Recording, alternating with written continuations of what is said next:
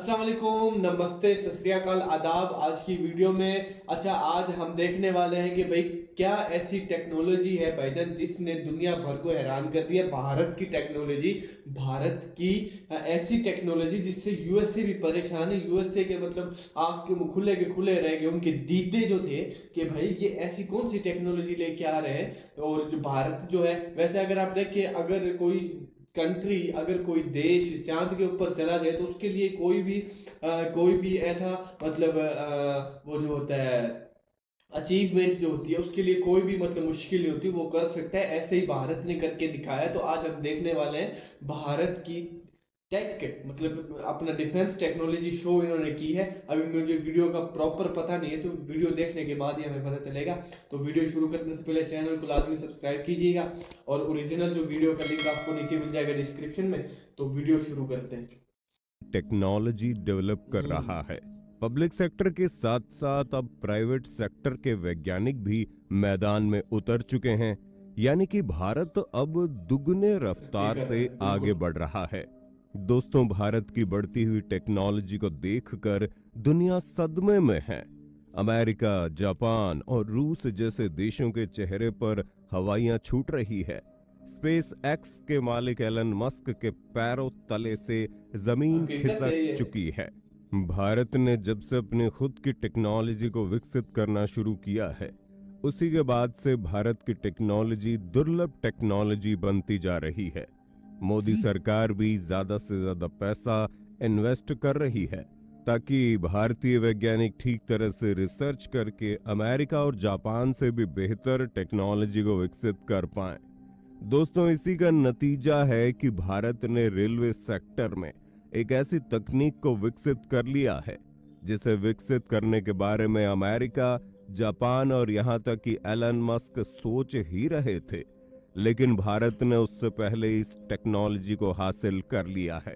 सबसे खास बात यह है कि इस टेक्नोलॉजी पर आधारित ट्रेन को चलाने के लिए पेट्रोल डीजल की जरूरत नहीं पड़ेगी।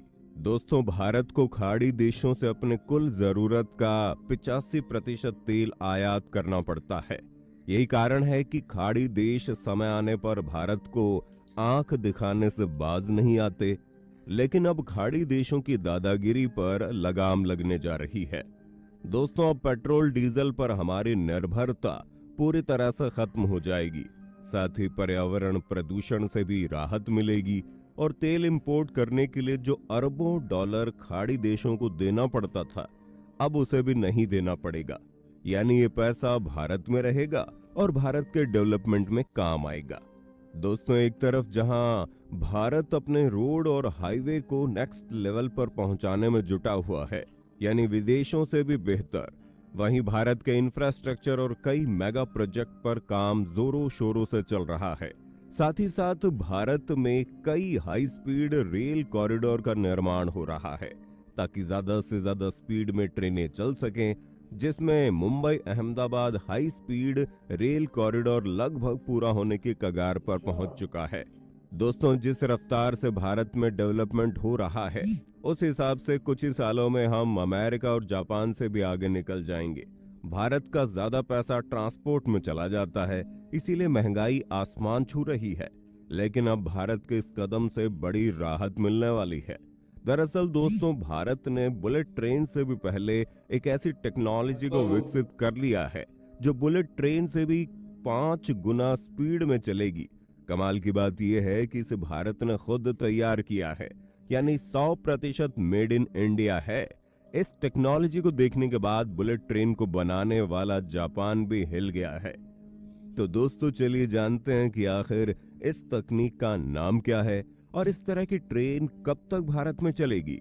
दरअसल दोस्तों, आईआईटी मद्रास के छात्रों ने एक ऐसी तकनीक तैयार की है जिस तकनीक पर बनाई गई ट्रेन दिल्ली से मुंबई की दूरी महज 1 घंटे से भी कम समय में पूरा कर लेगी। यानी कि ये ट्रेन हवाई जहाज को भी पीछे छोड़ देगी। आईआईटी मद्रास के छात्र कई सालों से इस प्रोजेक्ट पर काम कर रहे थे और अब जाकर उनको सफलता प्राप्त हुई है।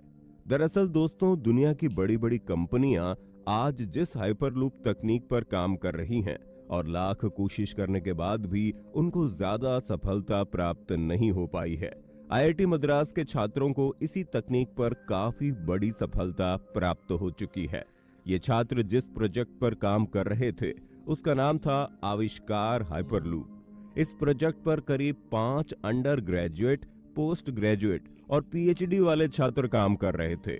दोस्तों, जापान सहित पूरी दुनिया आज जहां 320 किलोमीटर प्रति घंटे वाली बुलेट ट्रेन पर फोकस कर रही है, वहीं हमारा आईआईटी भारतीय रेलवे के लिए इससे भी 5 गुना तेज यानी 1200 से 1500 किलोमीटर प्रति घंटे की रफ्तार वाली ट्रेन को डिजाइन कर चुका है।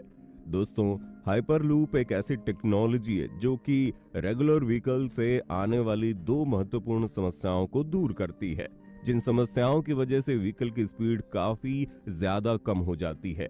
ये समस्याएं हैं घर्षण और एयर रेजिस्टेंस। हाइपरलूप टेक्नोलॉजी में घर्षण और एयर रेजिस्टेंस की समस्या दूर होने से सुपर फास्ट स्पीड हासिल की जा सकती है। तो दोस्तों, चलिए जानते हैं आखिर हाइपरलूप दिखते कैसे हैं। दरअसल दोस्तों, हाइपरलूप में एक लंबी वैक्यूम ट्यूब होती है और कैप्सूल जैसे कंपार्टमेंट होते हैं जिन्हें पोर्ट कहा जाता है। ये पोर्ट वैक्यूम ट्यूब के अंदर हाई स्पीड से चलते हैं। इन ट्यूब को लूप कहा जाता है क्योंकि इस टेक्नोलॉजी में यात्रा एक लूप के जरिए की जाती है, इसलिए इस टेक्नोलॉजी को हाइपरलूप टेक्नोलॉजी नाम दिया गया है। दोस्तों, इन ट्यूब्स के अंदर वैक्यूम यानी कि निर्वात जैसा एनवायरनमेंट तैयार किया जाता है, यानी ऐसी सिचुएशन जिसके अंदर हवा ना हो। इस टेक्नोलॉजी की सबसे खास बात यह है कि जिस पोर्ट में बैठकर आप यात्रा करेंगे उसमें बहुत ही कम हवा होगी, यानी कि ट्यूब के अंदर से लगभग 90% हवा बाहर निकाल दी जाती है, जिससे वायु का घर्षण काफी कम हो जाता है। हालांकि 10% हवा इस ट्यूब में इसलिए छोड़ दी जाती है ताकि पोर्ट पर ब्रेक लगाया जा सके। फ्रैक्शन लेस होने की वजह से हाइपरलूप ट्रेन की स्पीड बहुत ही ज्यादा होती है। हाइपरलूप ट्रेन को 5th मोड ऑफ ट्रांसपोर्टेशन भी कहा जाता है। तो दोस्तों, चलिए जानते हैं हाइपरलूप टेक्नोलॉजी काम कैसे करती है। दोस्तों, आप एक जगह से दूसरी जगह की यात्रा कर सके, इसके लिए एक बिंदु से दूसरे बिंदु तक बहुत लंबी ट्यूब का इस्तेमाल किया जाता है जो पिलर्स पर टिकी होती है। इस ट्यूब में छोटे छोटे पोर्ट इंडिविजुअल ट्रैवल करते हैं और इन पोर्ट में बैठकर आप एक जगह से दूसरी जगह पहुंच जाते हैं। हाइपरलूप ट्रेन में 2 तरह की टेक्नोलॉजी का इस्तेमाल किया जाता है, चुंबकीय उत्तोलन और एयर प्रेशर, जिस वजह से पोर्ट और ट्यूब के बीच फ्रैक्शन नहीं होता और पोर्ट की स्पीड इतनी फास्ट हो जाती है कि बुलेट ट्रेन की स्पीड को भी काफी पीछे छोड़ देती है। आपको जानकर हैरानी होगी कि हाइपरलूप टेक्नोलॉजी में स्पीड 760 mph यानी 1200 किलोमीटर प्रति घंटे तक हो सकती है, यानी कि ये ध्वनि की रफ्तार से भी ट्रेवल करता है। तो दोस्तों, चलिए जानते हैं हाइपरलूप ट्रेन से फायदे क्या होंगे।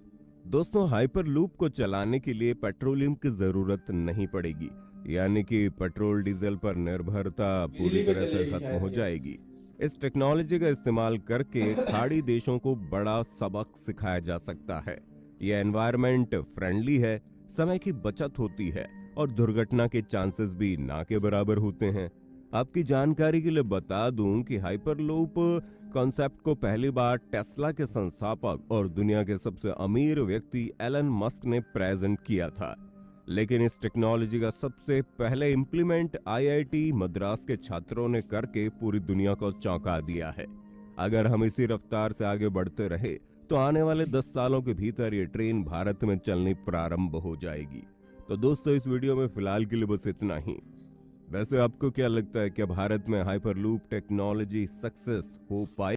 तो जी हाँ, वीडियो जो है वो आपने देखी, काफ़ी इंटरेस्टिंग वीडियो थी। कि मुझे ये लाजमी बताना कि भाई भारत के अंदर ये मतलब जो लेके आ रहे हाइपरलूप ट्रेन जो मतलब लॉन्च की जा रही है, तकरीबन आज से 10 साल बाद ही होगी, तो ये कामयाब हो पाएगी या नहीं। क्योंकि एक इन्होंने बताया है कि इसकी स्पीड जो है वो बुलेट ट्रेन से भी ज़्यादा है, तकरीबन 1200 किलोमीटर पर आवर, 1 घंटे में 1200 किलोमीटर, मतलब ये तो जहाज़ से भी तेज़ चलेगी। तो इसके अंदर ज़्यादा मतलब लोग नहीं बैठ सकते ना, तकरीबन 10 या 12 लोग जो है वो एक टाइम में सफ़र कर सकते हैं। तो भाई ये तो जबरदस्त किस्म का। अच्छा ये देखें इन्होंने ये भी बताया कि भाई अभी वो एलोन मस्क जो है, जो जापान है, फ्रांस है, इटली है, उसके बाद यूएसए है, चाइना है, ये अभी सोच रहे थे ये बनाने की, लेकिन इन्होंने इसके ऊपर काम भी शुरू कर दिया। काम शुरू किया है या नहीं किया इसके बारे में मुझे बताना, हकीकत क्या है। एक ही कमेंट आ जाए तो मुझे पता चल जाएगा भाई वाकई ही ये इसके ऊपर काम शुरू हो चुका है या नहीं हुआ। और जो दूसरी बात ये कि अभी 2050 के अंदर जो है, अभी ऐसे ही तो नहीं मतलब लोगों ने प्रिडिक्शन कर दिया कि भारत जो है नंबर 1 सुपर पावर बन जाएगा। जैसे अभी यूएसए सुपर पावर है, 2027 के अंदर अपना जो है रहेगा वही, लेकिन 2050 के अंदर जो है ना वो भारत जो है ना उसकी प्रिडिक्शन की जा रही है कि वो सुपर पावर बन जाएगा, और बनना भी चाहिए जिस तरीके से भारत तरक्की कर रहा है। और दूसरा ये कि इन्होंने आईटी के बारे में, आईटी के जो लड़के थे उन्होंने ही ये एक अपना जो है प्रोजेक्ट जो है लॉन्च किया है, जबरदस्त किस्म का। काफ़ी मतलब पीएचडी होल्डर भी थे उसके अंदर, ग्रेजुएशन वाले लड़के भी थे, तो काफ़ी मेहनत लगती है।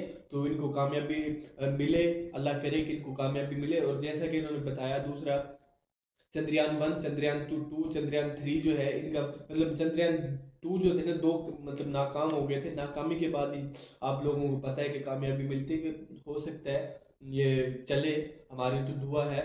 और इससे ये होगा कि अच्छा मुझे ये नहीं समझ आ रही कि ये चलेगा मतलब बिजली पे चलेगा, क्योंकि इन्होंने कहा कि पेट्रोल डीजल तो इसके अंदर डलेगा नहीं, तो हो सकता है बिजली के ऊपर चले। और जो अरब कंट्रीज जो है उनका काफ़ी नुकसान होगा, क्योंकि वहाँ से फिर इंपोर्ट एक्सपोर्ट जो है बंद हो जाएगी उसकी डीजल की और पेट्रोल की। तो देखते हैं क्या होता है। तो आई होप कि आपको ये वीडियो पसंद आई होगी, और पसंद आई तो चैनल को लाजमी सब्सक्राइब कीजिएगा। मिलते हैं एक और नेक्स्ट वीडियो के अंदर, तब तक अपना ख्याल रखिए। अल्लाह हाफिज़।